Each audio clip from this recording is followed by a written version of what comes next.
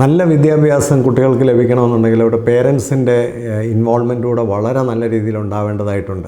പല സ്കൂളുകളും അത് തിരിച്ചറിയുന്നില്ല, പേരൻസും അത് തിരിച്ചറിയുന്നില്ല. തീർച്ചയായിട്ടും നല്ലൊരു സൗഹൃദം സ്കൂളുമായിട്ട് പുലർത്തേണ്ടത് മാതാപിതാക്കൾക്ക് വളരെ ആവശ്യമാണ്.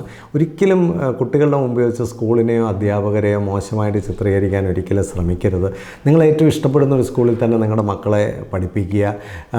സ്കൂളിൽ പേരൻസുമായി ബന്ധപ്പെട്ട് നടക്കുന്ന എല്ലാ പരിപാടികളിലും പങ്കെടുക്കുക. സ്കൂളുകൾ പ്രത്യേകിച്ച് പേരൻസിനെയും കൂടി എഡ്യൂക്കേറ്റ് ചെയ്യാനും ഒരുക്കാനും ട്രെയിൻ ചെയ്യാനും പരിശ്രമിക്കുക.